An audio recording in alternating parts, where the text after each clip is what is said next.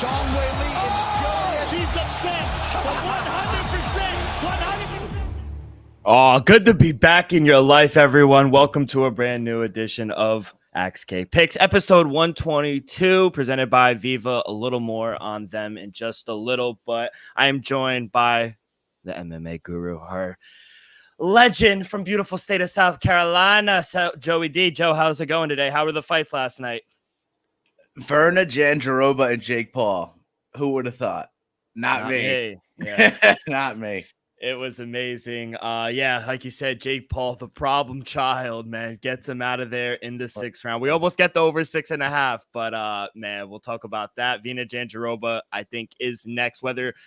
Whether she's next for the belt, I think her next fight is for the belt. We'll talk about UFC Vegas 94. Very good card, I thought. A lot of people was going under the radar, but I thought it was a very interesting card. We got some fights to talk about as well, and some boxing news, of course, at the end of the show. But Joe, we will start with Virna Jandiroba in the main event. Title eliminator at 115. She gets a submission in second round. The arm bar, I mean, she was just absolutely beautiful. The way she was rolling on the floor. And I really thought Amanda Lemos would be able to keep it on her feet, but she's different. She's doing what everyone in the division can't do. Yeah, exactly. And Lemos tried to initiate some grappling on her own in the first there, she's kind of close to cinching up a little bit of the rear naked, the guillotine, a little, display of her own jiu-jitsu there. As you spoke to it prior, she is a black belt in her own regards, but it does seem like Virna Jandiroba is just worlds above everyone else when it gets to there. Khabib said it is like, I'm going to drag you into the deepest part of the ocean and I'm going to drown you. And it's kind of like what Jandiroba's doing there. It's like we said, if she gets to the back, bro, there's like no getting her off of you. And she has a plethora of submissions to work off of.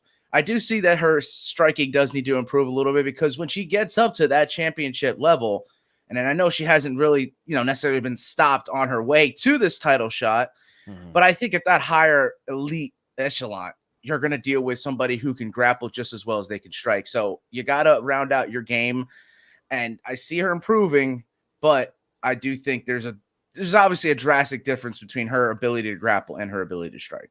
100%. And I mean, you say it to me all the time. Your best ability is availability. And I think Zhang Wei Li, she wants to turn it around quick in Salt Lake City, early October. We think it should be Tatiana Suarez next, but if she can't go, the UFC is just going to plug away Virna Jandiroba. I mean, she's ready. So I think she's a character too. Yeah, I love her on the mic. I mean, she's so funny as well.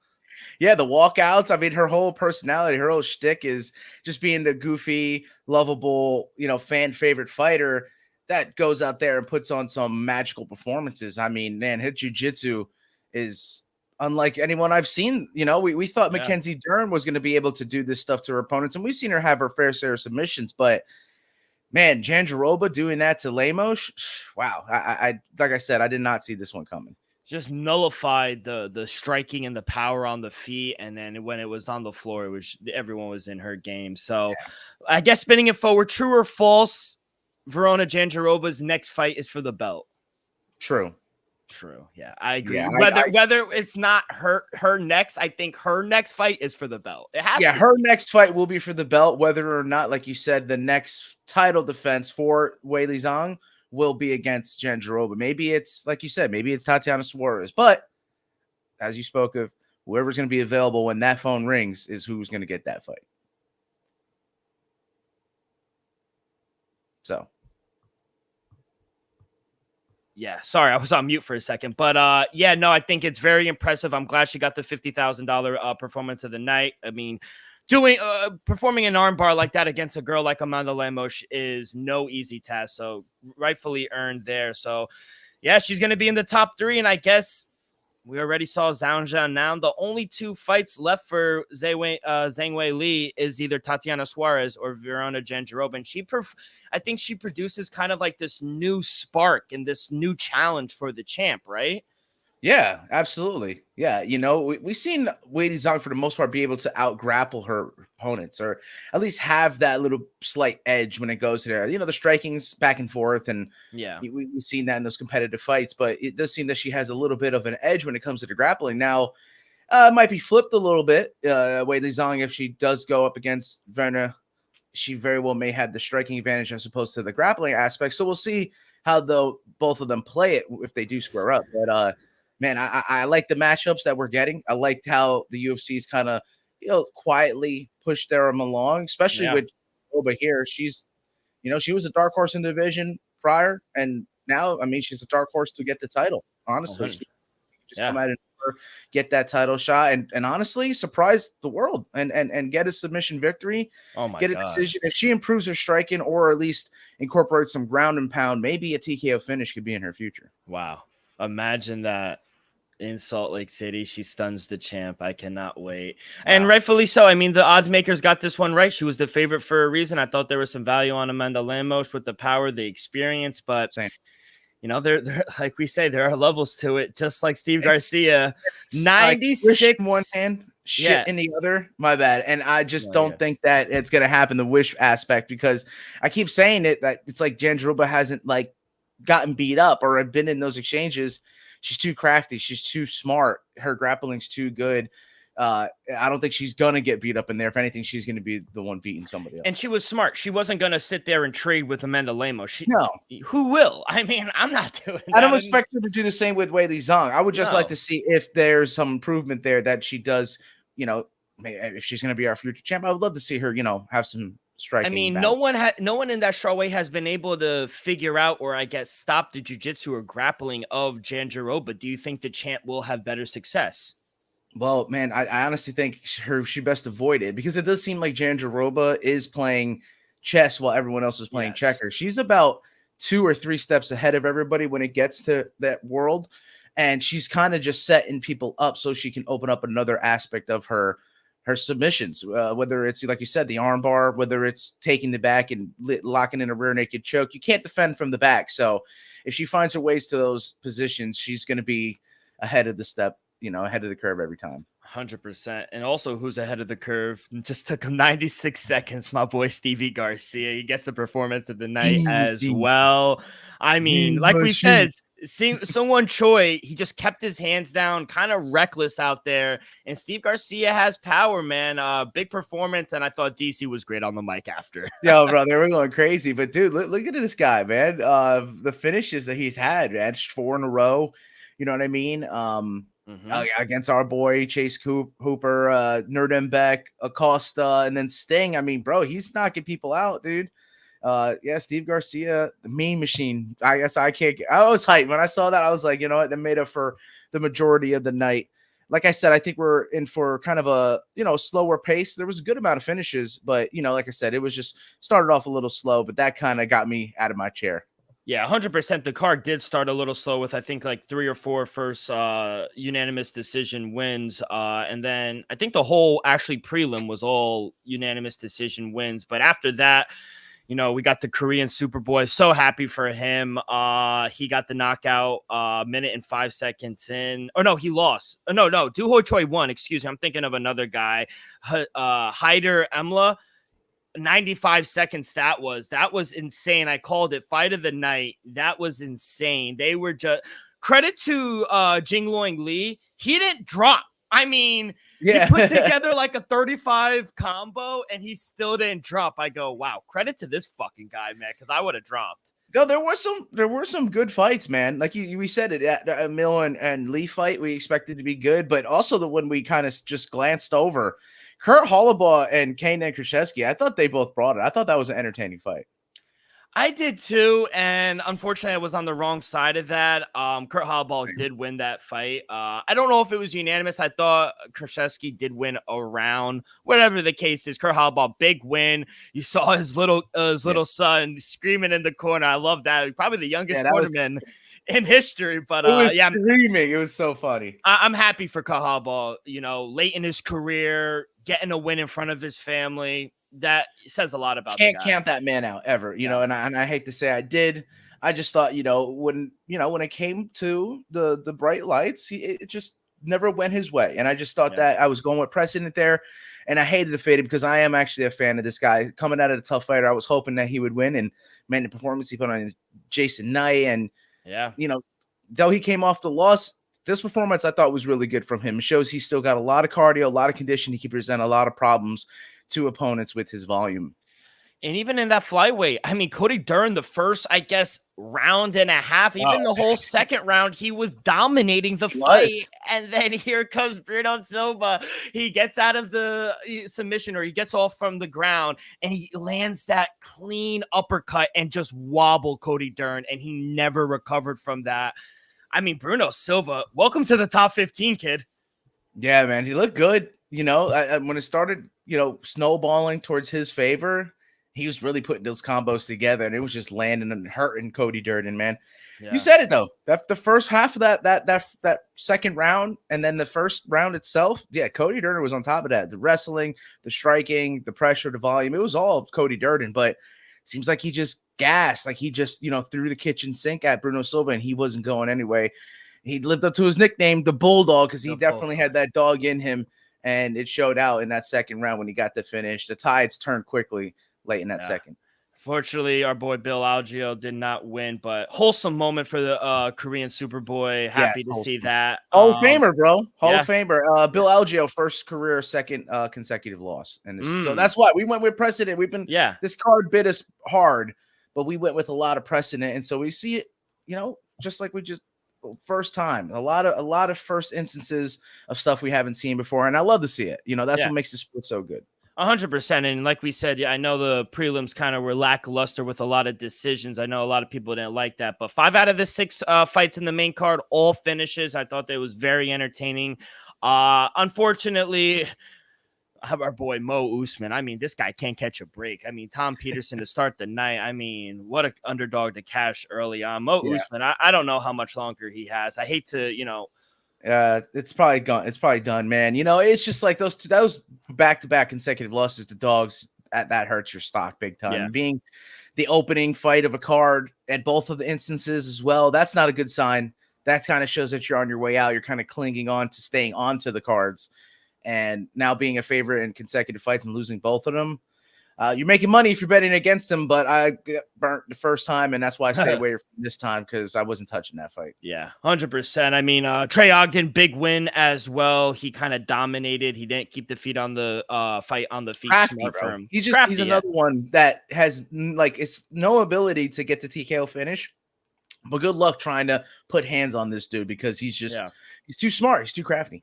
Another win for Miranda Maverick. That is 3 for Fear the Maverick. Her and Luana Carolina, you know, did what they had to. I hate to say it, but those fights, it was worth the sprinkle for the opposite sides. But, you know, both of the winners played it very safe in those.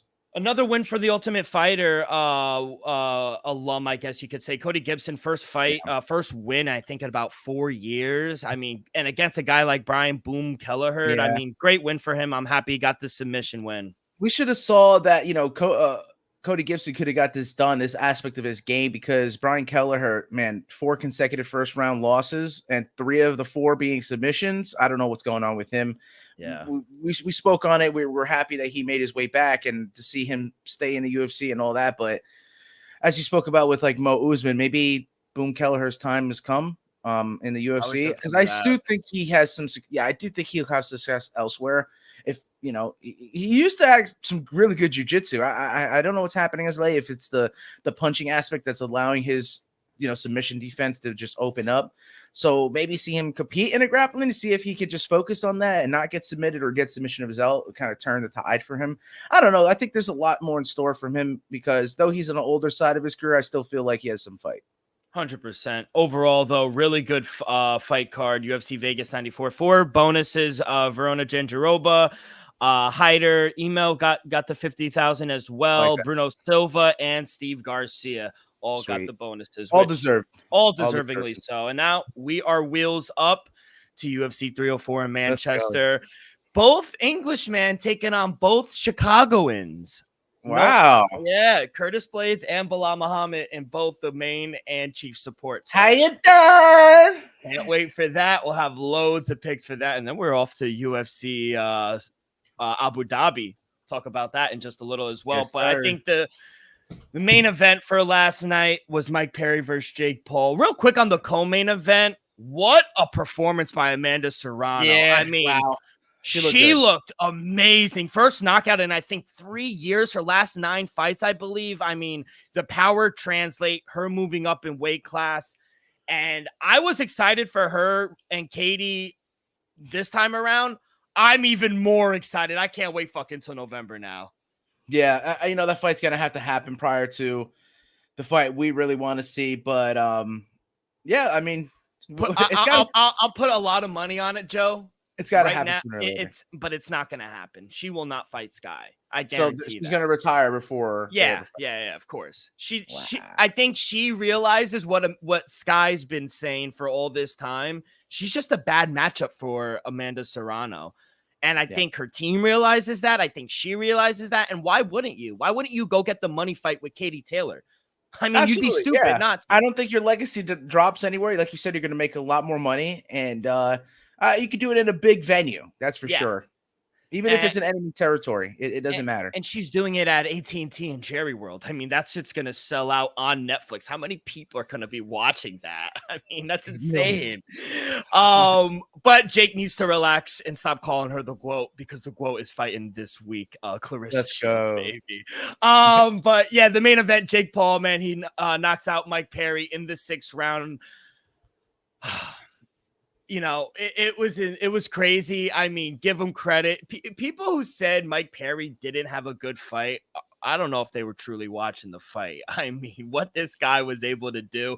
First of all, the cards were stacked against him. He took the fight on a month notice. He's not a boxer. He had his hands down the whole fight. There was no technical anything technical going on with Mike Perry whatsoever. He was just marching forward. He wasn't really cutting corners. He was just kind of following Jake Paul. Wasn't a recipe for success. And, honestly, after the 2nd and even 3rd round, I thought Perry was kind of developing some rhythm. He was finding some success. But after that 4th round, Jake Paul took over again. And, he winds up getting the knockout. Best win for Jake Paul, though. Yeah, absolutely. Best win of his career, man. And I don't think he lost a round. I saw it 10-8 in the first, 10-8 in the second. I saw it a draw in the 3rd. I thought that was Mike Perry's best round. I thought he landed some, kind of wobbled Jake a little bit with some of the jabs that he was throwing up there, but just undersized, not as fast. He said it himself, it honestly was a tough watch. I kept rooting, standing up, hoping that Mike was going to catch something, land something flush on Jake and hurt him and change the direction of the fight. But man, honestly, Jake Paul looked like a destroyer in there against Mike Perry. I think, maybe just having the bare knuckle background, being in there kind of hurt Mike Perry a little bit, because it just put him at a stylistic disadvantage, being able to, put your hands down to kind of open up your opponent so that you can land just one punch that will, like we talked about, put some pain on them. And I don't think with the gloves is more pain as it is impact. And Jake Paul is throwing some heavy hands in there. And so when those were landing, as a bigger man, they were hurting Mike Perry. And so when I saw him get dropped a couple times, I was like, this is not good. This is not heading where I wanted it to. I had a bet on for Mike Perry, rooting for the MMA community, rooting for the bare knuckle world. But man, it was tough to see. But Jake Paul is just, now he can do whatever he wants. He's calling out Alex Poatan Pereira, gets the FaceTime in the ring while doing so. He could go on to fight Tommy Fury again. I mean, there's so many options for him. Maybe even KSI, depending on what happens after that. KSI is scared of him. Yeah, but he's got to fight with the 2 guys, right? Exactly. He's doing gimmick fights. He's not interested in Jake Oh, Paul. but he's scared. Scared. Yeah, but the thing is, they could make some money. So money talks, bullshit walks. We could see any matchup kind of be made with Jake Paul at this point. I think Jake has been serious about KSI, and KSI isn't. He's taking a 2-on-1 misfits fight, which is kind of on brand for them. So even though a lot of people have claimed to want to see it, I think the ship has sailed, as they say. Jake Paul's kind of given up on that. I love the performance, though. I thought Jake looked really good, honestly. Besides maybe cardio, I thought he was kind of gassing out a little early, but outside of that, he's a legit boxer, man. And if you don't think so at this point, you're just a hater. I hate to admit it, but he has good footwork. He has power, and he's still improving. And he's getting better every fight. That's Yeah. the thing. You know, this was his toughest fight. I think he made some changes during the fight as well, which shows to his IQ. Overcame a little adversity. Yeah, 100%. I mean, it kind of has to shake you a little when you're hitting a guy with all your might and dropping him, and he continues to walk you down. That is very telling. So I was like, yeah. Mike Perry's a dog for that, bro. I don't think people are coming out with the same narrative, meaning that their stock has dropped from Mike. No, actually, I came out of this fight saying, okay, I kind of understood what was going on, and I saw more out of Jake than I expected, and I kind of anticipated this out of Mike Perry. I mean, he never was the most technical, and it showed. He kept his hand. Just put your hands up. I mean, that would have saved you a lot. Drag Jake into a brawl, and if it was Jake throwing away all his technique and everything he's been learning for the past years, it would. He's dedicated his life to it, Joe. That's the difference, exactly. And so, you know, Mike Perry going into the game plan and hoping that Jake would drop his guard and kind of go into his world was the best game plan for Mike Perry. But it's very smart on Jake Paul's part for staying on point, listening to his corner's advice and following their game plan. So yeah, like you said, he's improving. He did the right thing. I don't think anyone's stock dropped because, like you said, Jake showed up and actually if anything, his stock grew a little bit from here, but I don't think Mike's went down. He stepped in for Mike Tyson. He came in to fight. He got his payday. That's above all. We're happy for Mike Perry to actually, he's been getting paid for bare knuckle, but he certainly is getting paid for this one. So rightfully so, we're seeing all of our, our favorite fighters in history get their paydays. Hopefully same could be said for Nate Diaz when they resolved that whole family thing, as we talked about last week. 100%. I'm glad he got paid. I'm glad he got his bag, and I don't think anyone's stock dropped at all. And to be honest, I think he took very telling too, when Ariel interviewed him after, he said his speed. He was like, I didn't expect that, and I didn't anticipate speed from a bigger man, which says a lot on Jake's part, I think, what he's putting into work and whatnot. So he was like, yeah, I tried to eat him, but the first punch in that first round kind of rolled him a little bit, and he could have never really recovered. Now, spinning it forward, you mentioned Poatan, and if I'm honest, Joe, obviously we would all love to see Jake and Alex Pereira, but it's never going to happen. 2 reasons why. If Dana and Alex agree to this, them and the whole MMA world gives Jake legitimacy and MVP promotions, basically saying we are on the same equal level as the UFC. One, that's never going to happen. And if you are the UFC, you can't allow that to happen. And second, how long has Jake been trying to be a thorn in the bush for Dana and the UFC? Talking about fighters, beating ex-UFC champs, fighters pay, union pay, all of that. But unsuccessfully, in my opinion, because he hasn't stopped or halted the UFC from making money or fights. It's actually bigger and better than ever right now. So if you're Dana White, why even entertain him? He's not a problem unless you entertain him and make him a problem and legitimize him. Problem child. Exactly. So, to say we're on the equal playing field than the UFC, that's not going to happen. There's no reason to even entertain this. Yeah, I agree. I don't think they're going to fall into line of the gimmicky stuff. Yeah, they're going to try to, be the A side throughout, no matter what. When it comes to boxing, when it comes to a specific person, that ain't happened. But good call out from Jake. Obviously he got the social media world involved. Kind of polarized the whole situation there.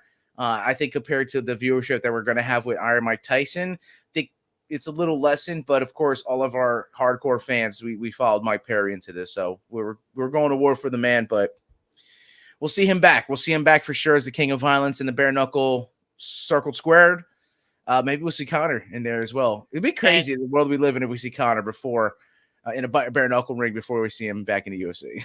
And now, God forbid, which I don't think will happen. We'll talk about Conor in a second because he had some choice words. And now, God forbid, if Dana, says, you know what, Alex, go and nuke this guy, and Jake goes out there and wins, it's catastrophic, Joe. To the UFC, to Alex, fake, and to the UFC. I mean, and it could happen.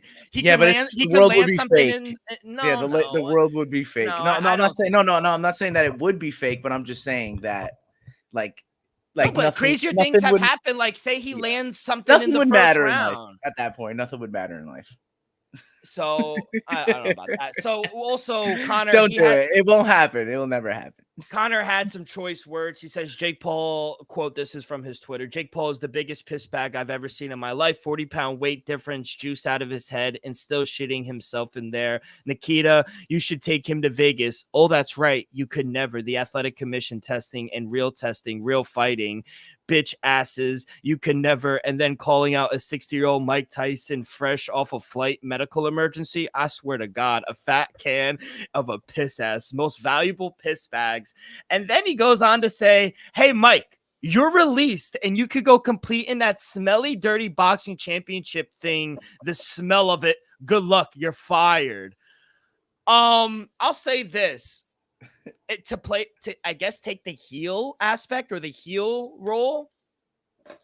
I think Connor has more ledge and value here than Mike Perry. If he says he's fired, what's he gonna do? I think you're fired, bud. Yeah, I think you're fired. And we know Mike Perry has come out and said, I have some stake in BKFC, but I could guarantee you it's not more as Conor the McGregor. Than what he put in. No, exactly. But no, I think, Conor, as much as he was saying there, it's inflammatory. It gets the people going. But no, it's just you're keeping Mike Perry. He's kind of like a cash cow for your organization. You don't let that guy go. Not more than Conor McGregor. Not more than him, but that's what I'm saying. Are we going to see Connor in the bare knuckle? After his 2 UFC fights, I could guarantee you he's going to go in there before. Remember, there's some money to be made before he gets into the. I don't think the UFC allows that. We can't let BKFC be the Michael Chandler of promotional organizations. So let's have these fights be made. Let's not put Mike Perry on the shelf just because Conor McGregor's, doing some inflammatory shit. It's fun. It's all fun, but let's not go that far. Now, if you go to Dave Feldman and you say, hey, pick a side, you picking your champ or you picking Conor McGregor, 10 out of 10 times he's picking out Conor McGregor. I mean, you wouldn't, you're being a heel role, and I appreciate you taking the other side, but I mean, the money is where Conor McGregor is. I'd have them both fight. That's what I would do. I'd be like, look, none of you're going to walk out of this alive. You guys are both going to fight to the death. Yeah. I mean, I wouldn't put it past it, to be honest. And honestly, I don't know. Conor McGregor. And honestly, Monday, July 26th or 22nd, I don't know if Mike Perry is employed by BKFC right now. Jesus. I truly don't know, because whatever Conor McGregor says, it happens. He's on tour. He's doing all these press conferences. There's a reason why he's out there. He's out here saying, "Oh, maybe one day I'll get in the ring." There's a reason he said, all the UFC fight, Perry in BKFC, both down, but none bigger than Conor McGregor, just like in the UFC. Yeah, but it's let's pump the brakes, dude. I don't know. I play the heel role. I think Conor calls a lot of the shots. If I'm being honest. But I just think that if he had to have a sit down legitimate one, I think that his financial advisors, if that's who he's listening to make sure he's making money and not have to get his fucking Lambo boat repossessed, is to make sure that the lights are on and have Mike Perry fight so you can make some fucking money. So that's what you got to do. I also appreciate you for going that far, but yeah, you're not cutting Mike Perry. I mean, he can go somewhere else. I'll be real. I think the UFC would actually sign him back if he was open. He'd sell. You know what I mean? You could put him on a pay-per-view like Michael Venom Page. Out of nowhere, you sign the guy, and he could be on the main card of a pay-per-view, and people would sit in the seat to watch that. So, yeah, he's kind of the face of bare knuckle boxing, and he's got to fight with Dave Mundell, who, now that he had the bigger guy fight. A bigger guy that he wants to get his belt off of, and it doesn't look like now coming off the Jake Paul fight that he would bode so well in that. Seems like Dave Mundell might have his number after everything that he's been talking. So we got to see. That's what I mean. There's fights to be made, and I know Conor's, talking his talk, but he's also got to walk the walk. And when it comes down to it, you got to pay the bills. And what's going to pay the bills is having your stars fight. Don't cut Mike Perry. Main thing, don't cut Mike Perry. Overall, though, good weekend. I go 3-4, 3-3 in the UFC. Got some nice underdog price. Steve Garcia money line. Bruno Silva I got as an underdog, but 3-4 with Jake Paul getting the knockout instead of the decision. 3-4 on the weekend. Really rough for me. 2-8 in the UFC, and I did not hit on my Mike Perry pick. But hey, 10 seconds left. KSW Hey. 96, it did hit. So we are 3 weeks in a row getting it correct, and I'll have another one made out for you come our episode on Friday. Let's fucking go. Let's try to make it a month in a row. But hey, we got to look at the bright side of things. So that's 3 weeks in a row, 10 seconds left. You guys should be cashing in on that. Before we get out of here, some news and bots. But before we do that, a quick word from our sponsor. We are brought to you each and every episode by Viva Tequila Seltzer, the most refreshing hard seltzer on the market, hands down. There's no wonder why Viva was voted #1 hard seltzer in the world by San Francisco World Spirit Competition. With only 88 calories, 0 carbs, 0 sugar, and a light 4.5 ABV, Viva is the perfect drink for your post-game celebration, as it was created with that active lifestyle in mind. We flavor our tequila seltzer because flavor is the spice of life, and we like our drinks with just a kick, just like how we like our lives. Whether it's Huckleberry playing a round of golf with the boys or an elderberry watching the Contender Series, it doesn't matter. Our favorites pair perfectly with that Artisanal Blanco tequila for that subtle and refreshing drink. Our belief here at Axe Kick Picks and at Viva is to live long, live well, and live it up. All right, Joe, we will start in the MMA world. Right after we recorded on Friday, we had some news drop for that Salt Lake City card, UFC 307, October 5th. He is going to take his Aljamain Sterling will take on Movsar Evloev, Salt Lake City. Love that. It's going to be on the main card. Who would you favor off the bat real quick? Bro, I mean, to think the fight that we, 288, to see that we would have those two guys fight, Aljamain Sterling and Movsar Evloev. I mean, dang. I like Aljo. I got to say, I think he's going to come in big, strong. I do too. I think the techniques can match up. Though I do think Movsar may have a little edge on the striking. I do think that he may have a slight advantage.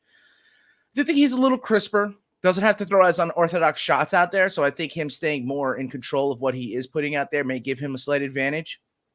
But when it comes to pacing, I think that's going to be the X factor here. If, Aljo can, kind of put the grind on Movsar, I think he might be able to get him out of there. But if Movsar does keep the pace rather slow and it keeps it at his rate, he could wind up stealing a victory. And I think he gets a title shot if he beats Aljo. I think he gets the title shot. Aljo beats him, though. I think there's an argument. I do think there's an argument, but depending on what he does in there, if he looks dominant, if he gets Movsar Evloev out of there at 145, man, you can give Aljo a title shot. I'll be real. Especially because he's an ex-champion, and I think they get the benefit of the doubt. You just go, you're number 8 right now in the featherweight. You go and beat Movsar, who's a top 5 in the featherweight. This could be a title eliminator. That's what I'm saying. Yair Rodriguez had his shot. I think if he goes out there and finishes Movsar and submits him, just hypothetically, I think you wait. You wait after Ilia Topuria and Max Holloway and Volkanovski get that thing figured out. Once that's all settled, I think Aljo is next. Yeah, people say Brian Ortega, but Brian Ortega's hurt. He was dealing with the weight problem. There was even rumors he was trying to go up to 155 as well. Yeah, I don't think he's getting it. No, and then Aljo is technically ranked what on the 8th. UFC pound for pound? 8th. Brother, I mean, I just want to say I got a couple of spots, different places that are, breaking down where they would rank these fighters at. A lot of places have Aljo as the 3rd best featherweight on the planet, ahead of Movsar Evloev. Oh, I would agree. I would agree as well. I think obviously besides the champ Max Holloway and Alexander Volkanovski, there's not a lot of people I would put ahead of Aljamain Sterling. Maybe Yair or Arnold Allen, but they've been checked already. No, I really think because you could do whatever you want to do with Max Holloway, and Volkanovski might not really be ready. You can. Aljo there's nobody really better than him, like you said, in terms of that. The test against Movsar is a good test for both of them. I would say, I don't know if this is a pick'em fight. I think it could be, but I think Movsar might be the favorite. Someone's telling me that he might be a slight favorite. But Yeah, that means good news for me because I like the plus Ah. money. I'll take Aljo with the plus money. I no lines up yet, but I'll get them to you as soon as possible. But I agree. I think books are going to favor Mosvar just a tad, but that's fine. I think Aljo is a better fighter, and we'll see October 5th. But I'm glad they got the fight. Salt Lake City, we'll see how they do up there. Raul Rojas Jr. He has a fight, or definitely gonna butcher it, but he is fighting at Noche UFC. It's Oregon, Mike Tech AO. or Yeah, exactly. ooh, that's a tough fight. Is it? Wait, are you serious? He's got to fight Mike Tech. No, his name is Aoriquen. What? Yeah. I don't know how to pronounce it. Just look up Raul Rojas Jr. You'll definitely. Ari Kirilang. Okay, Yeah. the Mongolian murderer. Yeah. Okay, yeah. Is that a good fight? Is that a good fight for Raul? It's a good test for him. Yeah. Dude's hard to finish, you know. Yeah, definitely a good test for him. Yeah, I think you needed to put him on. You needed to put him on that Noche UFC card, though, right? Yeah, exactly. Exactly. You got to go get the merch. I mean, that's fucking amazing. The hat, the shirt, whatever. Go support this young kid, man, because that's hilarious. Unfortunately, that was announced yesterday during the broadcast. Nick Diaz and Vicente Luque is off of UFC Abu Dhabi August 3rd because of travel issues. That was the name of the reason. But here comes in your boy, Mikhail Olenjacek is the new co-main against Sarah Magomedov. You like that fight? Yeah, I do. Yeah, I saw that. I like that a lot. Yeah, that's a standout war right there. I think we saw a shower bullet with the feet against Tricoli, right? In the hands aspect, but now he's going up a level because Mikhail Olenjacek, he's got hands for days. So yeah, another clash of stand-up battle styles, hands versus kicks. We'll see. No lines yet. I'm surprised, but I imagine sure Bullet will be the favorite. He'll be right? favored. Yes. At home. Favorited. Maybe $2. Yeah, maybe $2. But don't count out the Polish. Oh, never. Never. I do like the fight, though. I do like the fight. And then boxing news, real quick. We always got to talk about the 135 class. Vicente Lomachenko, his manager, he's indicated that Gervonta Davis fight might not happen. Has come out. Talks are completely off now. Lomo has decided to take some time away from boxing this year. Gervonta Davis said, man, if he doesn't have, if he can't get up and have the urgency to come and fight, tank, and be one of the best ever, you shouldn't even be in the sport. Choice words. I agree. Money just doesn't motivate him anymore. You could offer him millions of dollars, he said, but it just doesn't motivate him. You would think getting a huge fight against Gervonta Davis would motivate him, but it doesn't. So I guess potential options for Tank's next fight, Shakur, William Zapata, you got the Isaiah Cruz rematch. But I guess since this is going to be off now, what do you see next for Tank? Man, I don't know. It's just murky waters, we wanted to go ahead and get some really good matchups, keep this, momentum going in the world of boxing. But man, it just seems like they keep shooting themselves in the foot. It really does. Every step that they take one step forward, they're taking two steps back. And I just think it's hurting the product. I mean, we can't even get Shakur Stevenson to sign with Matchroom, which everyone thought was going to happen. It just seems like there's more drama, more controversy brewing than there is actual results and events and cards that us as fans want to watch. So, I mean, you get it together. Let's go. And it's sad that maybe he wants to spend time with his family, but it's very sad that he can't find motivation to fight one of the best fighters in the world, Lomachenko. So I guess money is really not an issue. He's made his millions of dollars. He's probably set up for life. But I mean, I would imagine fighting Tank Davis would put you a pretty nice penny in your pocket, right? Yeah. Yeah, so very unfortunate that they can't get that done. So we'll see what's next for Lomachenko. But that's about it, kid. Any last words before we get up out of here, before we hit wheels up to Manchester? Yes, sir. Yep. We know we're going to be rooting them on. I got my whole schedule fixed, so I should be able to be there live. No, I was metaspherically, I will be. Yeah. Metaphysically, I will be there. But, man, I mean, loaded weekend again, that weekend. We got a lot going on. Japanese guy fight risen. There's some boxing. There's Joe Joyce against Derek Chisora. Did you mention that? So a couple things to cover. We'll definitely have some picks, some bits and bops for you. I can't wait for next week's show. Yeah, Derek Chisora versus Joy Joyce. That's going to be one. And you got the GWOAT fighting in her backyard at Little Caesars Palace. Clarissa Shields will be fighting as well. Yeah, so we're locked and loaded for next week, UFC 304. We'll try to make it a month. 100%. Let's do it. Let's make it a month. Joe, thank you so much. That is going to do it for this Monday edition of Axe Cake Picks. On behalf of our sponsor, Viva Tequila, Joey, I am T-Rock. Make sure you guys go follow along our social media, Twitter and Instagram at Axe Cake Picks. You guys can find all of our episodes if you missed one, wherever you get your podcasts, Apple Podcasts, Spotify. If you haven't already, please subscribe, rate, give us a review. Leave in the comment who you'll be betting on UFC 304. I want to hear it from everyone. All that good stuff really helps the show grow tremendously. So be a friend, tell a friend, and we will see you guys on Friday. Peace.